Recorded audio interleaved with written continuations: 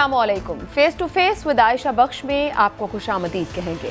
अफगानिस्तान में वसीउल बुनियाद हुकूमत का क़याम आया मुमकिन है? ये सवाल आज अफगानिस्तान, पाकिस्तान और दुनिया भर के लिए अहम है। अगर तालिबान अकेले हुकूमत साजी करते हैं तो ये किस कदर मुस्तहकम होगी, कितनी देर पा होगी, इससे अफगानिस्तान में इस्तेहकाम होगा या नहीं होगा, दुनिया इसे तस्लीम करेगी, दीगर लिसानी और सियासी इकाइयाँ कैसे रिस्पॉन्स करेंगी, ये सब सवालात जुड़े हैं मुस्तकबिल के मंजरनामे से। अब खबरें आ रही हैं कि बाइडन को तालिबान की इस कदर तेज पेशकदमी से आगाह किया गया था, जिसे बाइडन ने खारिज अज़ इम्कान करार देकर मुस्तरद कर दिया। सवाल ये भी अहम है कि ये अमेरिका की मिस कैलकुलेशन थी या यही कैलकुलेटेड मूव है। दो बयानात भी अहम हैं। चीन के दफ्तर खारिजा ने यह बयान दिया है कि वियतनाम से लेकर अफगानिस्तान तक हर जगह अमेरिका अपनी मर्जी मुसल्लत करना चाहता है, जो मसाइल पैदा करता है। और दूसरा अहम बयान हमारे चीफ ऑफ आर्मी स्टाफ ने दिया है कि तवक्को है तालिबान खवातीन के हुकूक के हवाले से अपने वादे पूरे करेंगे। इसी मौजू पर प्रोग्राम के इब्तिदाई हिस्से में बात करेंगे। खवातीन के हुकूक अहम हैं, बदकिस्मती से हमारे अपने यहाँ इसी की पामाली के कुछ वाक़यात इन्हीं दिनों सामने आए हैं।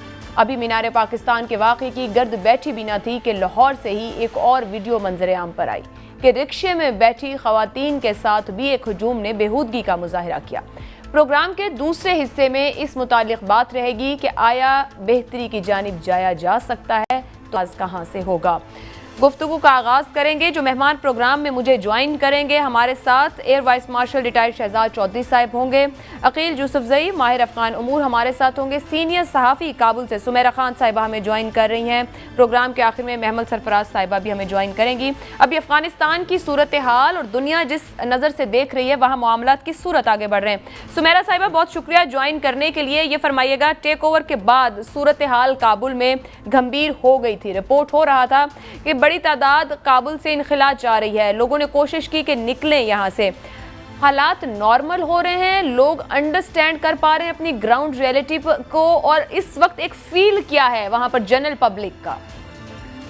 शुक्रिया आयशा। बिल्कुल, काबुल में पहले 4 दिन बहुत अनसर्टेनिटी के थे। आज गालिबन पांचवा रोज है। अगर आज के दिन का मैं हिसाब बीच में ऐड करूं तो आज के दिन तक मुझे सड़कों पर ट्रैफिक बहुत मामूल के मुताबिक नजर आया है। बल्कि छुट्टी के बाद आज पहला दिन था और मैं बाहर सड़कों पर ही ज्यादा फिरी हूँ। मैंने लोगों से बातचीत की है, खवातीन से बातचीत की है। मैं ये हरगिज नहीं कहूंगी कि बिल्कुल सब ठीक है, बहुत अच्छा है, दूध शहद की नहरें बह रही हैं, मगर एक वो जो अनसर्टेनिटी थी, एक खौफ था दाढ़ी वाले का, एक तालिबान का, एक यूं समझा जा रहा था कि एक आते ही खून की नदियां काबुल में बह जाएंगी। वो सूरत हाल नहीं थी, बल्कि रेड़ी बानों से लेके ख्वांचा फरोशों से लेके आइसक्रीम फरोश, फल फरोश, सबसे बात हुई मेरी। उनके ख्यालात मैं आप तक पहुंचा देती हूँ कि मेजॉरिटी, एक गरीब आदमी का क्या कंसर्न हो सकता है कि उसको अमन व अमान से 2 वक्त की रोटी मिले, उसके बच्चों की इज्जत महफूज हो, उसकी बेटी की इज्जत महफूज हो, कोई उसके घर में घुसे नहीं। तो उस हिसाब से लोगों ने शिकायत नहीं की। क्राइम रेट, मुझे काफी हैरत है कि क्राइम रेट जो है वो, अगर मैं मजाकन एक बात करूं तो खतरनाक हद तक गिर चुका है। क्राइम की शरह में, जराइम की शरह में काफी वाज़ेह कमी नजर आई है। शायद खौफ है तालिबान की सजाओं का, पिछले उनके दौर का, कि वो क्या सजाएं दिया करते थे, ये भी हो सकता है। लेकिन काबुल शहर के अंदर क्योंकि अभी पॉलिटिकल इंस्टेबिलिटी है, एक हेडलेस स्टेट है, अभी काबुल का बड़ा कोई नहीं है, अफगानिस्तान तो कोई बड़ा नहीं है। मुल्ला अब्दुल गनी बिरादर आज तशरीफ लाए हैं काबुल, और उम्मीद रखती हूँ कि शायद अगले एक 2 दिन में हमारी सहाफियों की जो यहाँ मौजूद है मुलाकात भी कराई जाए। मुझे अलबत्ता आज कुछ ऑफिशियल्स की जानिब से कि ये कहा भी गया है कि मैं थोड़ी सी एहतियात बरतूं, क्योंकि मुझे ये साफ अल्फाज में बताया कि कोई भी फॉरेन फीमेल जर्नलिस्ट इस वक्त अफगानिस्तान में है नहीं है, काबुल में नहीं है, आप अकेली हैं। तो कुछ ऐसा स्पॉइलर एक्ट जरूर हो सकता है कि आप पाकिस्तानी भी हैं और आप खातून भी हैं, तो आप जरा एहतियात कीजिएगा बाजार में या मार्केट में जाने से। तो बाकी मैंने खवातीन को भी देखा है सड़कों पर, शॉपिंग के लिए भी हैं बाहर। कुछ इक्का दुक्का वाकयात ऐसे भी हुए जहाँ पे शायद एक लड़ाई का माहौल बनाने की कोशिश की गई। हमने कल परसों देखा अफगानिस्तान के मिली झंडा, जिसको वो मिली बैरक कहते हैं, वो बहुत प्यार करते हैं उससे। इवन मैं शायद इस ख्याल की हामी हूँ उसकी कलमा उस पर भी है, मस्जिद उस पर भी है। अगर तालिबान यहाँ लचक दिखाते हैं तो किसी एक चीज को, सिर्फ रियासत को इकट्ठा करने की गर्ज से अगर वो किसी एक चीज पर कॉम्प्रोमाइज कर लेते हैं तो मेरा ख्याल है हालात बहुत अच्छे हो सकते हैं। और दूसरी जानिब हामिद करज़ई, अब्दुल्ला अभी मेरी उन्हीं से मुलाकात थी कुछ देर पहले, हम उनसे मिलकर आए हैं।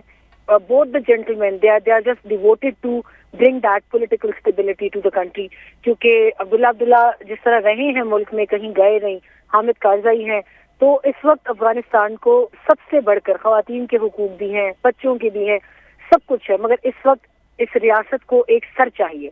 और जब तक किसी जिस्म के ऊपर उसका सर ना हो, बाकी जिस्म का कोई मकसद रह नहीं जाता। तो जब इस रियासत को इसका सर मिल जाएगा तो उस सर पर फिर अफगान हुकूमत या अफगान अवाम की खुद मुख्तारी का ताज जो है वो खुद ब खुद सज जाएगा। तो मेरा ख्याल है सब हर अफगान की ये ख्वाहिश है कि जल्द अज जल्द पता चल जाए कि अगली हुकूमत क्या है, किन लोगों पर मुश्तमिल है और हमारे लिए क्या लाइहा अमल तैयार किया जा रहा है। सुमेरा साहिबा, एक तो आपसे कहेंगे कि अपना ख्याल रखते हुए रिपोर्टिंग करें वहाँ से, और दूसरा ये आपसे जानना चाहूँगी कि आप पॉलिटिकल मूव्स की बात कर रही हैं, आपकी मुलाकातें भी हुई हैं और यकीनी तौर पर ये रिपोर्ट भी हो रहा है, मुल्ला बरादर मौजूद हैं, वो भी पॉलिटिकल एंगेजमेंट्स कर रहे हैं। आपका एनालिसिस जानना चाहूँगी क्योंकि इस वक्त इस बात पर नज़र है और आप वहाँ ग्राउंड में हैं। वसीउल बुनियाद हुकूमत का क़याम आया मुमकिन है? क्योंकि जब आप कह रही हैं जेंटलमैन्स मौजूद हैं, वहाँ से भी कोशिश है, यहाँ से भी कोशिश है, और जब आप उस स्टेट की बात करेंगे इसको हेड की ज़रूरत है, कितना सिंक दिखाई दे रहा है? क्योंकि तालिबान को अब लीड करना है या दिखाना है कि कैसे वो गवर्नमेंट रन कर सकते हैं, दुनिया उनको देख रही है, एक उनकी बातें हैं जो सामने आ रही हैं, एक अमल है जिसकी तरफ फोर्स ही किया जा रहा है। कितना सिंक है और क्या कुछ मुमकिन है इस गवर्नमेंट साजी के लिए? Ayesha, to be very honest, इनके पास भी कोई चॉइस नहीं है। हमारी हुकूमत की जानिब से भी आप जानती हैं, माजी में एक मार्च में एक स्टेटमेंट आया था जो DGISPR ने वाज़ेह कर दिया था कि फोर्सली या फोर्सिबली टेकन गवर्नमेंट या militarily acquired government Pakistan recognise नहीं करेगा। उसके बाद पाकिस्तान के फॉरेन मिनिस्ट्री ने ये एक बबांग दहल एक बयान दिया। उसके बाद बारहा ये बयान दिया जाता है। तालिबान जानते हैं they don't have much options left in their plate on the table. अभी वो भी जानते हैं कि उन्हें दुनिया से कदम मिलाकर चलना है, उन्हें दूसरों की ख्वाहिशात का एहतराम करना है। बच्चियां पढ़ना चाहती हैं वो पढ़ेंगी, वो नौकरियां करना चाहती हैं वो नौकरियां करेंगी। और अभी रीसेंट स्टेटमेंट भी जनरल बाजवा का आ गया। तो यहाँ पर जो हुकूमत इस वक्त साजी का माहौल बन रहा है, आई थिंक तालिबान के अपने अंदरूनी जो कुछ इक्का दुक्का उनकी चीजें चल रही हैं, शायद वो पहले उनसे निपटना चाहते हैं कि पहले वो अपना कंसेंसस कर लें, उसके बाद फिर वो पॉलिटिकल उसके लिए जो गठजोड़ है उसके लिए फिर वो जाएंगे। डॉक्टर अब्दुल्ला के साथ बैठेंगे, हामिद करज़ई के साथ बैठेंगे, और फ्रैक्शंस हैं काफी। अभी पंजशेर से भी कुछ खबरें आ रही हैं। हमने अभी खलील रहमान हकानी जो है उनका एक स्टेटमेंट देखा, उन्होंने काबुल में ही एक गैदरिंग में कहा कि पंजशेर में अलीजेंस का ऐलान किया है अहमद मसूद ने। बिल्कुल खबर रिपोर्ट हुई है, ऐसा ही है। तो अभी we are just tracking all these news, और बहुत अच्छा हो जाएगा कि अगर मुल्ला गनी बरादर सहाफियों से मिलते हैं तो it is going to clear the air. दूसरी बात यहाँ पर आप जरूर इसके ऊपर कुछ हो सके just to take care of humanitarian grounds. Kabul airport की सराउंडिंग्स में इस वक्त इंसानी हुकूक की सबसे बड़ी पामाली जो है उसमें शायद अमेरिका जिम्मेदार बन रहा है। मुसलसल उनके बयानात आ रहे हैं कि हम सियासी पनाह दे रहे हैं, हम असाइलम दे रहे हैं, हम कागजात दे रहे हैं, हम आपको इवैक्यूएट करते हैं। उन अनाउंसमेंट्स में कहीं पर भी ये गाइडलाइन नहीं है आयशा कि वो किन को लेके जा रहे हैं, उस क्राइटेरिया पे एलिजिबल कौन है, एलिजिबिलिटी नहीं है। तो इस वक्त हर वो बंदा जो अमेरिका, जर्मनी, कतर या किसी मुल्क में सेटल होना चाहता है वो इस वक्त भागा दौड़ा जा रहा है काबुल एयरपोर्ट की जानिब, और वहाँ बहुत सी ह्यूमैनिटेरियन क्राइसिस की स्टोरीज जो है वो जन्म ले रही हैं। मैं चाहूंगी कि इसके ऊपर जरूर इंटरनेशनल काबुल एयरपोर्ट, सुमेरा साहिबा, यहाँ पर इसको रन कौन कर रहा है, एडमिनिस्ट्रेशन कौन है? क्योंकि इसके ऊपर बहुत सी मुतज़ाद स्टोरीज भी रिपोर्ट हो रही हैं। इसके दो विंग्स हैं आयशा, ईस्टर्न विंग है, वेस्टर्न विंग है। ईस्टर्न विंग जो है वो टोटली मिलिट्री सर्वेल्ड है, वो मिलिट्री के अंडर कमांड होता है, शुरू से ही अमेरिकन के अंडर कमांड रहा है वो वाला विंग, क्योंकि वहां पर उनके मुख्तलिफ जहाज जो है, मिलिट्री जहाज C-130 से लेके ग्लोब मास्टर्स तक, और उनके जितने भी MQ-9 रीपर्स हैं, उनके फाइटर जेट्स हैं, वो तमाम के तमाम वहां पे उसके जो हमारा टारमैक है, सिविल एविएशन का टारमैक है, उसके बिल्कुल सामने है। तो वेस्टर्न विंग पे सूरत हाल तो थी खराब। अब ईस्टर्न विंग पे भी लोग जाकर बैठ गए कि हमें एंट्री दी जाए। तो ये इस वक्त एटीसी का जो अमला है वो पुराना अमला एयर ट्रैफिक कंट्रोल का जो पहले काम कर रहा था, उनको तालिबान ने दरख्वास्त की है कि वो अपनी आकर नशिस्त संभाले, वो काम करें। मगर इस वक्त ऑफिशियली अगर मैं आपको कहूँ तो I am really sorry, I am totally unable to mention that who is actually, अगर मैं कहूँ सादा अल्फाज में तो शायद इस वक्त सिर्फ अल्लाह मियां ही कंट्रोल में है काबुल एयरपोर्ट के, वरना वहाँ पे कोई लेजिटिमेट गवर्नमेंट नहीं है, कोई सिंगल हेडेड बॉडी नहीं है जो कि इस वक्त उस एयरपोर्ट को चला रही हो। और लोग ट्रस्ट करने को भी तैयार नहीं कि अगर वो अपने घर चले जाएं और जब जाना चाहें हालात बेहतर हों तो वो मूव आउट कर सकते हैं। ऐसी कोई सूरत हाल जैसी बनने लगती है Ayesha, this is exactly what I am telling you, कि आज मैंने ट्विटर पे कल से कई मर्तबा मैं ट्वीट कर चुकी हूँ स्टेट डिपार्टमेंट को, डीओडी को, कि खुदारा ये मजाक मत करें इनके साथ। वो समझ रहे हैं कि आप इनवाइट कर रहे हैं उनको कि जिसने जाना है वो आ जाए काबुल एयरपोर्ट, जबकि ऐसा नहीं है। ठीक है सुमेरा, हमारे साथ शहजाद चौधरी साहब भी मौजूद हैं। शहजाद साहब, जो अफगान में इस वक्त सूरत हाल है, दुनिया की नज़र इसके ऊपर है, जितनी भी खबरें रिपोर्ट हो रही हैं, बहुत से अलायंसेस बन रहे हैं, लोग मिलना भी शुरू हो रहे हैं वहाँ पर, पंजशेर से भी जो खबर आ रही है, आप किस तरह फोर्सी कर रहे हैं कि क्या वसीउल बुनियाद हुकूमत बन जाएगी और दुनिया की तरफ से उसको एक एक्सेप्टेंस मिल जाएगी? देखिए, दुनिया से एक्सेप्टेंस का मामला तो बाद में आएगा। आज 5वां या छठा दिन है कि तालिबान ने अफ़गानिस्तान पे और काबुल पे अपना कंट्रोल मुकम्मल तौर पे संभाला है। मेरा ख्याल है जितना भी बाय एवरी पासिंग मोमेंट और एवरी पासिंग डे, मेरा ख्याल है जो क्रेडिबिलिटी है इस पॉसिबिलिटी की कि शायद कोई एक वसीउल बुनियाद गवर्नमेंट बन जाए। अब वसीउल बुनियाद की जो डेफिनेशन है वो भी अब आहिस्ता आहिस्ता क्वालिफाइड होना शुरू हो जाएगी। कुछ धड़े काबिल कबूल होंगे, कुछ काबिल कबूल नहीं होंगे। क्या ये एक नेशनल गवर्नमेंट होगी, नेशनल यूनिटी गवर्नमेंट होगी, ये क्या होगा? अच्छा, तो इसके चूँकि खदोखाल अभी तक वाज़ेह नहीं है, और मेरा ख्याल है कि पहली कॉन्फ्रेंस के बाद जो प्रेस कॉन्फ्रेंस की थी ज़बीउल्लाह मुजाहिद ने, उसके बाद बहुत सारी और कॉन्फ्रेंसेस की, कम से कम 2 या 3 और कॉन्फ्रेंसेस की ज़रूरत थी जिसमें कि इसकी कोई एक प्रोग्रेस दी जाती। तो मुझे यूँ लगता है कि उसकी एब्सेंस में लगता यूँ है कि जैसे जितना डिले होगा उतना ये पॉसिबिलिटी कि एक वसीउल बुनियाद गवर्नमेंट बने और ऐसी गवर्नमेंट जो कि सबको काबिल कबूल हो इंटरनेशनल कम्युनिटी के अंदर, उसके चांसेस कम से कमतर होते जाएंगे। मैं ये नहीं कह रहा कि कमतर हो गए हैं, कमतर होते जाएंगे। एक और पॉसिबिलिटी है जिसको हमें ख्याल में रखना है, हो सकता है कि इनके दरमियान और अमेरिका के दरमियान 31 अगस्त का जो एक फिगर है या एक ऐसी डेट है जिसमें कि अमेरिका चाहता है कि 31 अगस्त तक ये सब के सब अपने लोगों को निकाल ले, और उसने वक्त ऐसा मांगा हो, तो शायद वो नहीं चाहता कि उस वक्त तक गवर्नमेंट कोई आए, ताकि अगर गवर्नमेंट बन जाएगी तो फिर लोग तवक्को करेंगे कि अब जो अफगानी जा रहे हैं छोड़ के हम काबुल को या अफगानिस्तान को, तो उसके बारे में तालिबान किस तरह अपने लोगों को जाने देने की इजाज़त दे सकते हैं।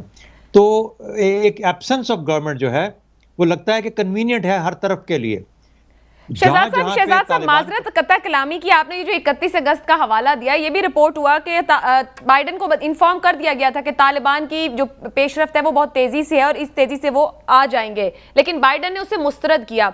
इसी आपने जितनी गुफ्तगू की उस पर आपसे सवाल रखना चाहूंगी कि आपके ख्याल में ये फिर अमेरिका की मिस कैलकुलेशन थी या जो आप बात कर रहे हैं 31 अगस्त तक का कैलकुलेटेड मूव कहेंगे इसको? मैं इसको ज़्यादा कैलकुलेटेड मूव कहूँगा। ये याद रखिए कि जब अमेरिका गया है, अमेरिका ने जब अनाउंस किया और वो चला गया, और उसके बाद भी यानी अमेरिका ने जब फैसला कर लिया कि हम फ़ौरन निकल रहे हैं और उन्होंने फ़ौरन निकलने का तहैया कर लिया और निकलना शुरू हो गए, ये तो अब अपने जो उनके बाकी लोग रह गए हैं 10-15 हज़ार के करीब, उनको निकालने की कोशिश है जो कि उन्होंने अनाउंस किया है। लेकिन ये याद रखें कि तालिबान और अमेरिका के बीच में दोहा के अंदर ही मुल्ला गनी बरादर के साथ ये भी तय पाया है कि जिन लोगों को हम ले जाना चाहते हैं आप हमें उनको यानी उनके रास्ते में रुकावट नहीं बनेंगे।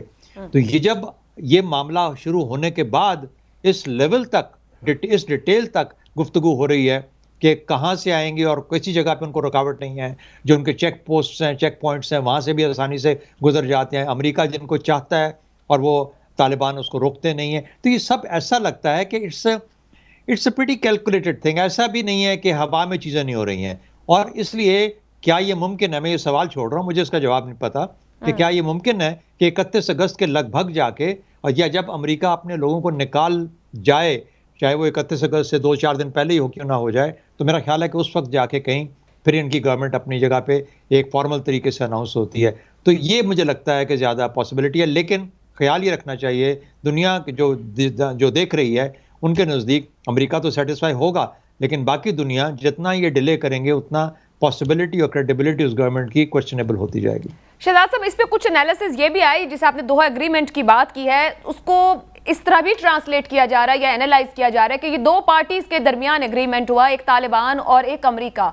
एक ने टेक ओवर लिया और एक ने उसको हैंड ओवर कर दिया, बाकी सब इसमें से माइनस हो गए, चाहे वो रीजनल ममालिक या हमसाया ममालिक भी थे।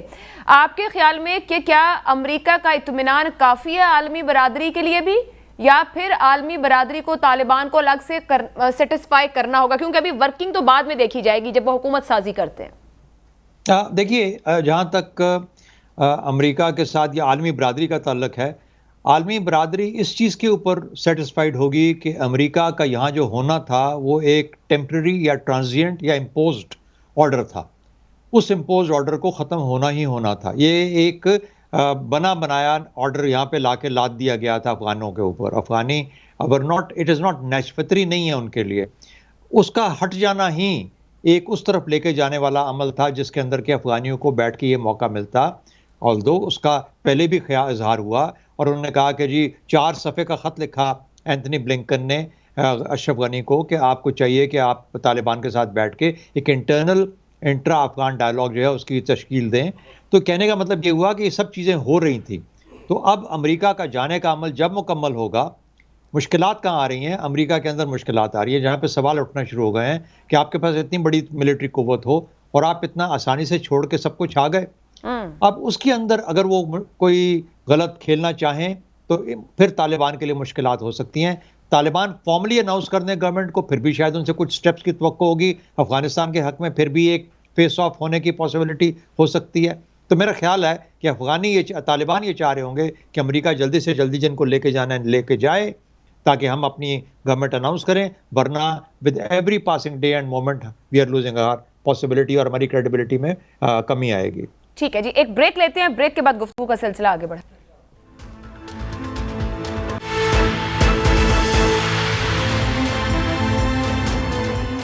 प्रोग्राम में आपको एक बार फिर खुशामदीद कहेंगे। सुमेरा, आपसे एक बात जानना चाहेंगे कि इस वक्त काबुल में जो पॉलिटिकल एंगेजमेंट्स हो रही हैं, क्या होली सोली तालिबान वहां पर डिसीजंस ले रहे हैं? काबुल के कायम मकाम गवर्नर का रोल क्या है, या कुछ रीजनल पावर्स या दीगर ममालिक का किरदार इन पॉलिटिकल एंगेजमेंट्स में दिख रहा है? यहाँ आई थिंक काबुल तब तक तो अहमियत रखता है जब तक यहाँ पर गवर्नर तैनात नहीं कर दिया जाता, जब तक इदारे नहीं बन जाते, वजारतें नहीं मिल जाती। क्योंकि एक खबर और भी गलत साबित हुई पिछले दिनों में। जब मैं खुद यहाँ आई तो अभी मैं जलालाबाद से रिपोर्ट करी थी, तो मुझे बताया गया कि काबुल में लोग वजारतें बंद करके चले गए खौफ के मारे। और जब मैं काबुल पहुंची हूँ, मैंने डिगिंग किया, मैंने बातचीत की लोगों से, तो ऐसा कुछ नहीं है। उनको तनख्वाह, बल्कि एक यहाँ पे चारवाकी बोलते हैं ये मुलाजिम को, एम्प्लॉय को वजारतों के, तो उन्होंने बताया कि हमें सैलरीज का भी जो है वो वादा किया गया है, हमें जान और माल की हिफाजत का वादा किया गया है। तो हम तो काम करना चाह रहे हैं, लेकिन एक वो अभी कानून मुअत्तल है, शहर का, मुल्क का आइन मुअत्तल है, लॉ मुअत्तल है। तो इसलिए हमें कहा गया है कि जब तक तैनातियां नहीं हो जाती तब तक आप अभी ना आए। तो आज भी मेरा ख्याल है कि 2-3 बुनियादी कुछ वजारतें खोली गई हैं, लोगों को बुलाया गया है दिफा की, और कुछ पेपर वर्क शायद कुछ एक्टिव किया जा रहा था। अब डिपेंड करता है कि हमें मुल्ला अब्दुल गनी बरादर कब बुलाते हैं मीडिया इंटरेक्शन के लिए, उससे बहुत चीजें खुलकर आएंगी। लेकिन आज जो मैंने पॉलिटिकल लीडर्स का एक टेम्पो देखा है, डॉक्टर अब्दुल्ला भी आज काफी हल्के फुल्के नजर आए। उनकी काबुल के इंटरिम गवर्नर से बातचीत भी हुई, जिनको आज तैनात किया गया है, मुल्ला मंसूर के साहबजादे हैं। लेकिन ये भी बात गौरतलब है कि पिछले 4-5 दिनों में ये चौथी तैनाती है काबुल के गवर्नर की। तो इनको सस्टेनेबिलिटी जब तक ये नहीं दिखाएंगे, लोगों को यकीन नहीं आएगा कि वाकई में हम एक बाकायदा मुल्क में रह रहे हैं। और पॉलिटिकली दोनों हामिद करज़ई भी और डॉक्टर अब्दुल्ला भी वो इंतजार कर रहे हैं कि अफगान तालिबान कब अपने अंदर के तमाम तर मामलात को तय करके फाइनल होकर और हमारे सामने एक मुसव्वदे के साथ आते हैं, एक लाइहा अमल के साथ आते हैं, ताकि इस ऑल इंक्लूसिव जो हमने लफ्ज बहुत सुन लिया पिछले 5 दिनों में, पाकिस्तान की जानिब से भी कहा गया है, एम्बेसडर मंसूर से भी बात हुई, उन्होंने भी ये कहा कि पाकिस्तान कंस्ट्रक्टिवली इंगेज कर रहा है दोनों अतराफ के धड़ों को, कि किसी तरीके से एक एतमाद साजी की फिजा पहले कायम की जाए दोनों के दरमियान, और उसके बाद ये लोग हुकूमत कायम करें ताकि लोग अपने मामूलात जिंदगी की जाने पाए। ठीक है सुमेरा, चीज के साथ उन्होंने सेटल होना है उधर हो जाए। ठीक है शहजाद साहब, कायम गवर्नर की अब्दुल्ला से मुलाकात रही, हामिद करजई से रही, पंजशेर से खबर आई कि खतरा टल गया है, अहमद मसूद तालिबान की हिमायत के लिए आ गए हैं, मुल्ला ब्रदर काबुल में मौजूद हैं जिस तरह सुमेरा बता रही हैं। अब सवाल आपसे यह है कि क्या दीगर मुमालिक का रोल होगा, ये तालिबान ही अनफोल्ड करेंगे वो किस किस्म की हुकूमत बनाना चाह रहे हैं, और अगर वो तनहा हुकूमत साजी करते हैं तो किस कदर मुस्तहकम और देरपा होगी या रहेगी? देखिए, अगर तनहा हुकूमत बनाना चाहते तो 1996 की तरह अभी आते ही काबुल में अपनी हुकूमत अनाउंस कर देते और कहते कि हम हुकूमत में आ गए, हमने हुकूमत बना दी और अब हम काबिज हैं या हम कंट्रोल में हैं पूरे अफगानिस्तान के। उन्होंने इस मरतबा ऐसा कुछ नहीं किया। वो उनके ऊपर एक दबाव भी है, रीजनल दबाव भी है, एक जो उनको पोटेंशियल पार्टनर्स नज़र आते हैं, चीन है, रूस है, शायद अमेरिका की भी कुछ इस पे गुफ्तगू, उनसे काफ़ी बल्कि साल 1.5 साल से वो दोहा में मिल रहे हैं। तो ये सब चीज़ें वो समझते हैं और इस दफ़ा बड़े समझ के और फूंक के कदम उठा रहे हैं कि हम कोई ऐसा काम ना कर दें जिससे कि हम कुछ धड़ों को नाराज़ कर दें। दूसरी बात जो बहुत खुल के सामने आ रही है वो ये है कि जो मल्टी एथनिक कल्चर है, मल्टी एथनिक कॉम्पोजिशन है इस अफगानी माशरे का, वो भी आपके सामने खुल के सामने आ रहा है। वो ऐसी एक जिसे कहते हैं कि डिटरेंस है, ऐसा आपको रोकने वाली चीज़ है कि आप कोई इतनी जल्दी में ऐसा काम नहीं करना चाहते जहां पर के दोस्तम को या किसी अहमद शाह मसूद के जो बेटे हैं उनको या इन नॉर्दर्न अलायंस के कुछ धड़ों को कोई ऐसी मौका मिल जाए जहां पर जिस किस्म की नॉर्थ साउथ डिवीजन है अफगानिस्तान के अंदर जो 1996 में किसी हद तक नजर आई, वो दोबारा कहीं बन ना पाए। क्योंकि अगर वो हो गया, अगर उस तरह हो जाता है तो फिर जो बाहर की फोर्सेस हैं, चाहे वो रीजन के अंदर से आती हैं या कहीं बाहर से आती हैं, उनके लिए फिर से तालिबान के खिलाफ और उस हिस्से ऑफ अफगानिस्तान जो कि इस वक्त हावी नजर आता है उसके खिलाफ कुछ ना कुछ गड़बड़ करने का, एक्शन लेने का मौका मिलना शुरू हो जाएगा। तो मुझे यूं लगता है कि ये ज्यादा पॉसिबिलिटी और ये ज्यादा कमजोरियां नजर आ रही हैं। आपका बुनियादी सवाल कि क्या खत्ते के मुल्कों को इसमें शामिल होना चाहिए या नहीं, या वो कोई असर रख पाएंगे या नहीं, मेरा ख्याल है इस वक्त खत्ते के मुल्क भी बहुत फूंक के कदम रख रहे हैं। पिछली मरतबा के जले हुए इस दफा छाछ भी फूंक के पी रहे हैं, क्योंकि उनको पता है कि इस तरीके से अगर हम सामने आके अगर हम सबके साथ किसी एक तरफ भी खड़े हो गए तो फिर इसका जो नुकसान है वो हमें उठाना पड़ेगा। तो इसलिए everybody is being very careful. I think इसमें जो बुनियादी इंटरेस्ट होगा वो तालिबान का होगा कि उनकी हुकूमत जितनी जल्दी तश्कील पा गई और जितनी भी ज्यादा रिप्रेजेंटेटिव हो गई उतना ही एक बेहतर अंदाज से उसके ऊपर उतनी सस्टेनेबल हो पाएगी वो जो हुकूमत होगी। शहजाद साहब, चीन और रशिया की जानिब से कुछ स्टेटमेंट आए साथ काम करने के। आज बोरिस जॉनसन का भी एक स्टेटमेंट आया कि देखेंगे वो फिलहाल वर्किंग को और फिर उसके ऊपर आगे बढ़ेंगे। चीन का एक स्टेटमेंट आया है, सख्त बयान दिया है, रवायती तौर पर चीन ऐसा लबो लहजा इख्तियार नहीं करता, जिसमें अमेरिका को ब्लेम करते हुए कि वियतनाम से अफगानिस्तान तक अमेरिका का मर्जी मुसल्लत करना मसाइल पैदा करता है।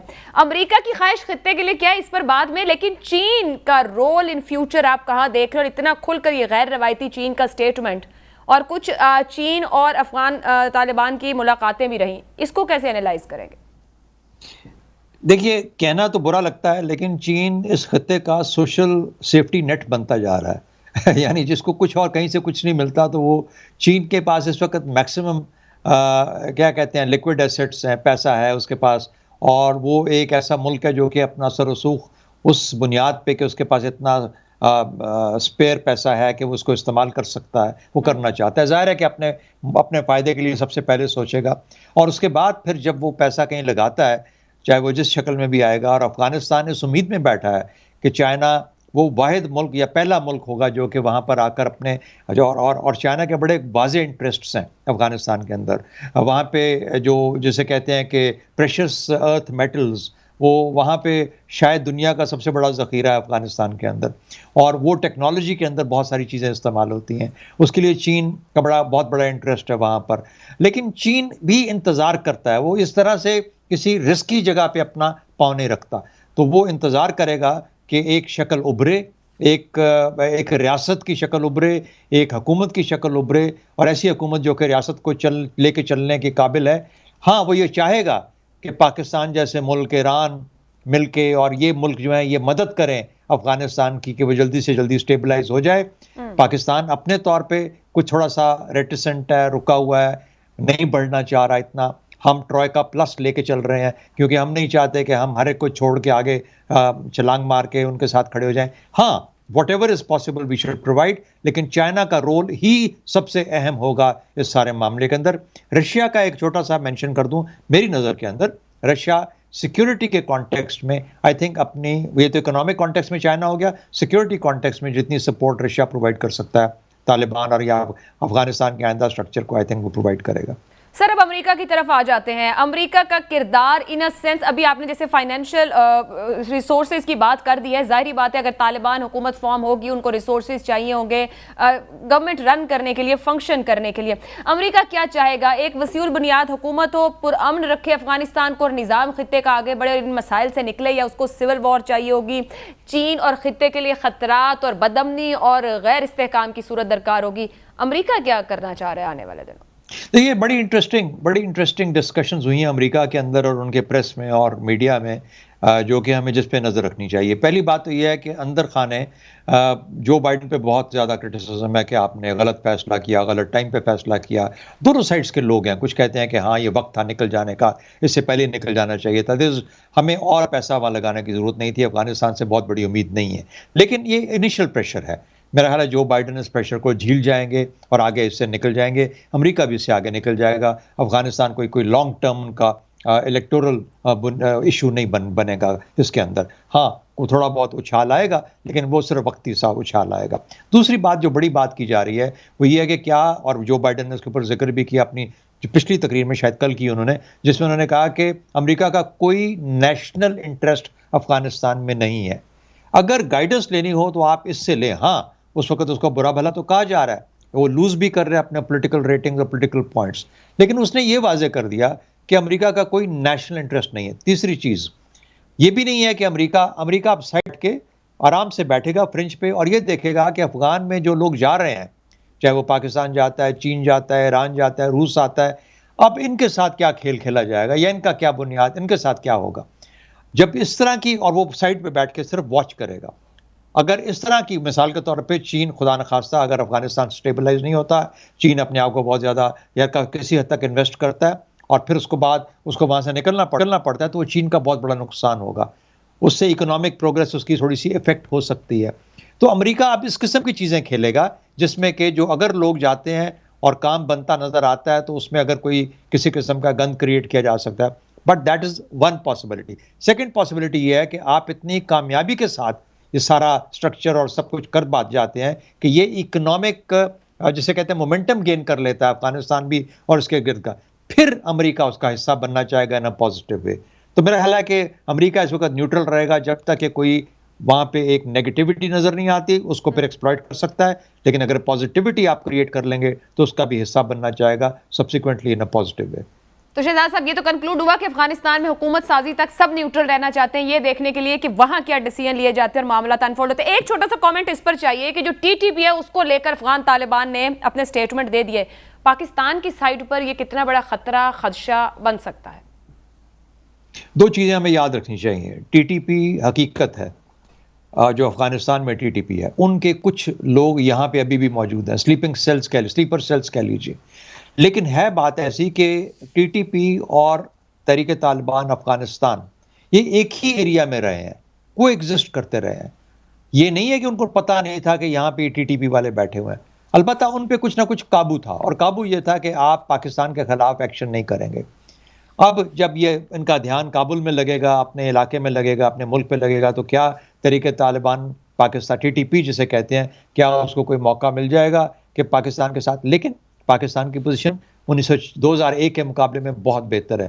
फेंसिंग हो गई, हमने कोई आई थिंक 1200-1300 के करीब वहाँ पे पोस्ट्स और पिकेट्स बना ली, हमारा बड़ा अच्छा डिफेंस क्रिएट हो गया। तो इतना आसान भी नहीं होगा टीटीपी के लिए, अगर वो चाहे भी कि मुश्किलात खड़ी करे। अलबत्ता रद्दुल फसाद का वो हिस्सा जो कि उनके स्लीपर सेल्स को निकालने के लिए इस्तेमाल करना है, उसको हमें अभी दोबारा थोड़ा सा और तेज़ी के साथ, शदोमत के साथ, ताकि बिल्कुल कोई उनको फुटप्रिंट ना मिल पाए यहाँ पे, या खड़े होने की जगह ना मिले हमारे इस साइड पे। ये करने की जरूरत है। ठीक है शहजाद साहब, साथ ही एक ब्रेक लें और बात करेंगे ब्रेक के बाद कि जो हमारे माशरे में सड़कों पर बद तहजीबी और बद अखलाकी के वाकयात हो रहे हैं, क्या इन्हें रोकने का तरीका है, कानून जिम्मेदार है तो कहां तक और माशरा कहां से। एक ब्रेक के बाद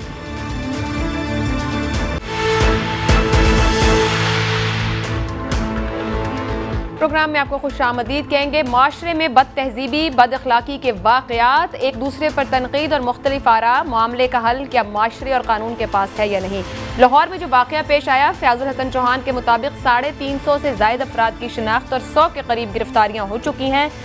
400-500 के मजमे की शनाख्त हो पाएगी, फिर पुलिस सजा तक मामला ले जा पाएगी। बहुत सी बातें हो रही हैं कि ये FIRs नतीजा खेज नहीं हो सकेंगी।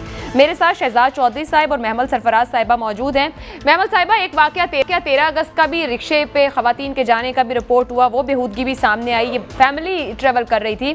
अब बहुत सी आरा आ रही हैं और क्रिटिसिज्म है, सिर्फ मामले को हल करने की बात नहीं है किसी के पास। इस बीमार जहनियत का कोई इलाज है हमारे पास? देखिए आयशा, इस जहनियत का जो इलाज है ना, वो बहुत उसके अंदर काफ़ी ज़्यादा चीज़ें करनी पड़ेंगी। एक तो ये है कि माशरती रवैये जो है हमें वो तब्दील करने पड़ेंगे। आप ये देखिए कि कैसे हो सकता है, ये यहाँ पर एक हम डिनायल के अंदर बहुत ज़्यादा रहते हैं, जबकि ऐसी बातें, ऐसे वाक़यात आते हैं तो आगे से ये कहा जाता है कि ये सिर्फ इक्का दुक्का वाक़यात हुए हैं। ये जो है ये सिर्फ मतलब आप इस चीज़ के ऊपर ज़्यादा इतना ना करें, औरतें जो है वो बड़ी महफूज है पाकिस्तान के अंदर, इस तरह से इमेज की बात होती है। ऐसी कोई बात नहीं, पाकिस्तान की औरतें बहुत शदीद गैर महफूज हैं। आप देखिए जहां 300-400 मर्द जो है वो इतना भी नहीं, यानी कि ये हालत थी कि वो जिस तरीके से उन्होंने किया, वो तो खैर दिल दहलाने वाली वीडियो है, वो तो देखी ही नहीं गई ज्यादा देर के लिए। और फिर उसका ट्रॉमा, अच्छा फिर ये चिंची वाली चीज जो आपने बात की कि उसके अंदर वो शख्स ये समझता है कि वो आकर ये कर लेगा और उसको कुछ होगा नहीं, कोई अकाउंटेबिलिटी नहीं है। हर बात पे कहा जाता है, जब खवातीन कहती हैं हम गैर महफूज हैं तो आगे से उनको इस तरह की बातें सुनाई जाती कि नहीं ऐसी तो कोई बात नहीं, हमारे मुआशरे में तो औरतों की बड़ी इज्जत है, औरतों के साथ ऐसा कुछ नहीं होता। अगर औरतों की इतनी इज्जत है, इतनी हम इस मुआशरे के अंदर इज्जत करते हैं, तो ये आए दिन वाकयात, आए दिन hashtag justice for Qurratul Ain, justice for Noor Mukadam, justice for ये इस तरह की चीजें की होती है। वल्नरेबल जो सेक्शंस हैं, सेगमेंट्स हैं सोसाइटी के, उनके लिए। फिर उसके अलावा जो है यानी कि खवातीन अगर इस तरह के अपने लिव्ड एक्सपीरियंस से बात करती है तो फिर आगे से उनको डिसमिस कर दिया जाता है, गैसलाइट कर दिया जाता है। जब फिर विक्टिम ब्लेमिंग होती है, खवातीन की कैरेक्टर असैसिनेशन होती है 300-400 मर्दों ने जो, या उसके बाद जो है वो खातून के ऊपर उंगलियां उठाई जाती हैं कि वो टिकटॉक थी, फलानी चीज क्यों गई, मीट एंड ग्रीट क्यों था, नूर मुकद्दम का कत्ल होता है तो बोला जाता है कि इस तरह गई क्यों, दोस्त क्यों थे, मतलब ये वाली बातें होती है। विक्टिम ब्लेमिंग, विक्टिम शेमिंग होती है। यहां पर आज तक ये बात की गई है कि ये जो क्रिमिनल है, ये क्रिमिनल है, ये क्राइम है, ये गलत है, इसमें औरत का कोई कसूर नहीं, इसमें विक्टिम और सर्वाइवर का कोई कसूर नहीं। ये वाली बातें हमें नहीं बताई जाती। तो ये जो एक अकाउंटेबिलिटी, हमें लगता है कि हमारे मुआशरे के अंदर भी ऐसा ही रवैया है कि हम जो मर्जी करें, we can get away with it, और ये टॉप टू बॉटम होता है। हमें वो CCPO लाहौर के वाकया आप देख लें, फिर वजीर आजम साहब ने जो एक बयान दिया था कि वो फ्यू क्लोथ्स वाला, बाद में उन्होंने बदल लिया, और अच्छी बात है कि उन्होंने एक अच्छी स्टेटमेंट उसके ऊपर दे दी कि नहीं, रेपिस्ट ही जो है वो क्रिमिनल है। तो ये जब आपकी लीडरशिप, फिर अली अमीन गंडापुर साहब जो हैं वो आजाद कश्मीर के इलेक्शन में जो है वो पॉलिटिकल अपोनेंट्स खवातीन के बारे में वो जो है वो थप्पड़ों की बरसात और इस तरह के वो वायलेंट किस्म की जुबान इस्तेमाल करते हैं, डिस्पाइट दैट कोई उनके खिलाफ एक्शन नहीं लिया जाता। ये पुराने आप उठा के देख लें, मोहतरमा बेनजीर भुट्टो शहीद के खिलाफ जिस किस्म की जुबान इस्तेमाल की जाती थी इन द पास्ट, और इस तरह की जो चीजें होती हैं, हम लोग बेसिकली इसको आई थिंक इंटरनलाइज करके और इस चीज को एक एक्सेप्टेबल चीज करते थे। ये एक्सेप्टेबल नहीं होनी चाहिए, एनफ इज एनफ। एक्सेप्टेबल क्यों है शहजाद चौधरी साहब? मुझे याद पड़ता है, आपको भी याद होगा क्योंकि मैं आप ही की बात कोट करने लगी हूँ। साहब का एक प्रोग्राम में जब हम इकट्ठे मौजूद थे, मासूम बच्चियों के साथ जब ज्यादती के वाकयात रिपोर्ट हुए, तो आपने अपने एक एनालिसिस में कहा कि हमारे DNA का प्रॉब्लम है और हाल यही सख्त किस्म की सेग्रीगेशन।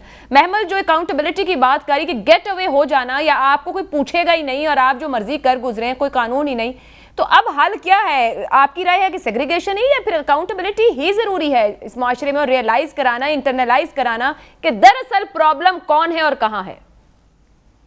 आयशा, मुझे ये बताइए कि जो ज़ैनब का जो वायलेटर था उस बच्ची का, जिसको के बारे में हमने प्रोग्राम इकट्ठे किए और काफ़ी दफ़ा उसके ऊपर बात हुई, उसको फांसी हो गई है या नहीं हुई अभी तक? मुझे क्योंकि ख्याल हो चुकी है। हो चुकी है वो। अच्छा हो चुकी है, लेकिन पता नहीं, ये नहीं पता लगा कब हुई।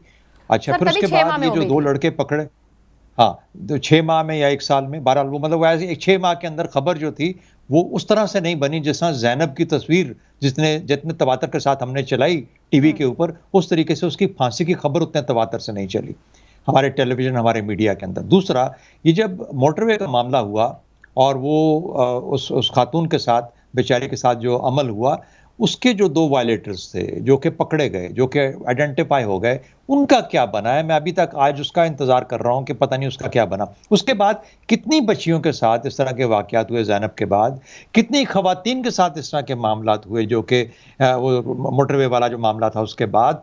और मुझे अभी तक ये नहीं समझ आ रही, या ये नहीं पता, नूर मुकद्दम का हो गया, फिर उससे पहले इस्लामाबाद के अंदर आपको पता है कि वो एक कपल के साथ किस तरीके से कुछ लोगों ने जाके किया।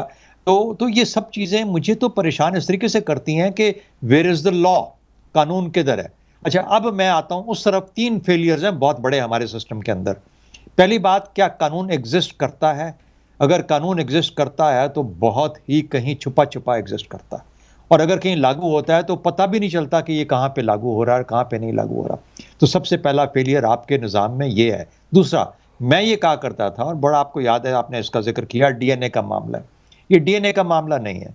आप सब मेरी बहनें हैं, छोटों बहनों की तरह हो। मैं आपको बताना चाहता हूँ, ये मामला ही जानवरों, ये माशरा ही जानवरों का हो गया, ये डीएनए का नहीं है। This is not a DNA problem, this is some other problem. So मेरी बेटियां हों, मेरी बहनें हों, मैं उनको सिर्फ ये कह सकता हूँ कि जब तक मैं ये माशरा दुरुस्त नहीं करूँगा, मुझे नहीं पता कितने सदियाँ लगें, कितने डेकेड्स लगें इस माशरे को दुरुस्त करने में, लेकिन ये माशरा ठीक नहीं है। ये इंसान जानवर बन चुके हैं। क्यों बन गए हैं, मुझे इसकी समझ नहीं। शहजाद साहब, एक बड़ा अहम सवाल आता है, माजरत के साथ आपको रोक रही, गुज़िश्ता रोज भी मैंने अपने पैनल के सामने रखा और वो इसको साइड बाय साइड चलाना चाहते थे। अब मैं आपके और महमल के सामने रखूंगी, क्योंकि जब तक माशरा डिसाइड नहीं करेगा उसने क्या करना है, जो आप भी कह रहे हैं हम जानवर बन चुके, तो फिर हल नहीं है। सवाल यह है कि वज़ीर आज़म इमरान खान जब आए तो उन्होंने एक बयान दिया जिसमें उन्होंने कहा कि अगर तहजीब याफ्ता मुआशरा हो तो मजबूत इदारे और मजबूत कानून और इंसाफ की फरहमी मुमकिन हो पाती है। अब सवाल यह है कि क्या इदारे माशरे को तहजीब याफ्ता बनाएंगे, या पहले माशरा तहजीब याफ्ता हो तो फिर हमें वो मजबूत इदारे मुयस्सर होंगे जिनके नीचे कानून और इंसाफ की फराहमी होगी? जाहिर बात है कहीं से तो आगाज करना है ना, किसने आगे चलना है, किसने पीछे? शहजाद साहब, तो ये आगाज का हमने कोई सोचा कहीं से? हमें लगता है दो तरीके, इस 2 रास्ते अपनाने पड़ेंगे। पहला तो ये कि जो अभी के जो मुजरिम है, मुल्जिम नहीं कह रहा, जो मुजरिम है, उनको करार वाकई सजा उस तरीके से दी जाए। हम कहते हैं ना कि it's not the intensity, it is the certainty of punishment. ये हम अपने वकील दोस्तों से बहुत सुनते हैं। It's not the intensity, it is the certainty of the punishment which should be. और भाई ये सर्टेनिटी भी खत्म हो गई इस मुल्क के अंदर। अगर बचाना है अपनी बच्चियों को और अपनी बहनों को तो इंटेंसिटी भी सामने लेके आओ। और हम तो क्या करते थे उस जमाने में कि लटकाओ इसको, किस चीज का इंतजार है? तो शहजाद साहब, मैं इसे कहूं कि कानून और इदारों की मजबूती आगे जाने का रास्ता है। अच्छा, मुझे नहीं, पहली बात तो ये है, पहली बात मैं आ रही हूं। एक मिनट। तो पहला जो एक ट्रैक है, वो ट्रैक ये है कि पनिशमेंट ऐसी दो जो कि पता लगे और नजर आए और लोगों को कोई खौफ हो कि अगर हमने ऐसा किया तो हमारे साथ इस तरीके से होगा। और मैंने तो एक सजा उस वक्त तजवीज़ की थी, मैंने कहा था कि 20 आदमी लेके ना, ये 110 आदमी लेके 20-20 गोलियां दो, सामने खड़ा करो उसको, जो ज़ैनब वाला जो था, 200 गोलियां एक वक्त में उसके अंदर से गुजारो। मेरा तो ये उसका पनिशमेंट का तरीका था। बट हैविंग सेड दैट, वो तो गुजर गया, सो गुजर गया। सेकंड बात क्या है? सेकंड, हमें आज हमारे जितने दानिश्वर हैं ना, उनको बैठ के देखना चाहिए कि ये माशरा कहाँ से डिस्कनेक्ट हुआ है हमसे, यानी हम लोगों से, जो कि हम बैठ के ये बात कर रहे हैं, या जो हमारे ये जो एलीट्स हैं, वे did we disconnect with these people? ये क्या वजह है कि ये जानवर बन गए? तालीम नहीं दे पाए, वालिदैन ने अपने काम नहीं किया, सीख नहीं पाए, हमने इनको कोई तरीका नहीं समझाया सिखाया, या हमने इनको रद्द किया, और रद्द करने की वजह से ये इस तरह के इंसानियत छोड़ गए। मुझे ख्याल है दोनों साइडों पे काम करने की जरूरत है, जो कि हमारी गवर्नमेंट, हमारे दानिश्वरों दोनों की जिम्मेदारी ठीक पड़ती है। महमल साहिबा, आधे दानिश्वर तो विक्टिम ब्लेमिंग और विक्टिम शेमिंग में मसरूफ हो जाते हैं। आपके ख्याल में पहले माशरे को तहजीब याफ्ता कर लें या पहले इदारे इस जगह आ जाएं कि इस माशरे को तहजीब समझाना सिखाना शुरू करें? देखिए आयशा, जो पहली चीज जो शहजाद साहब ने जो इंटेंसिटी सजा की बात की, यहाँ पर क्या होता है कि यहाँ पर सजा क्योंकि हमारा criminal justice system conviction rate इतना लो है इन केसेस के अंदर, आप देखिए कि बहुत बेहद लो है।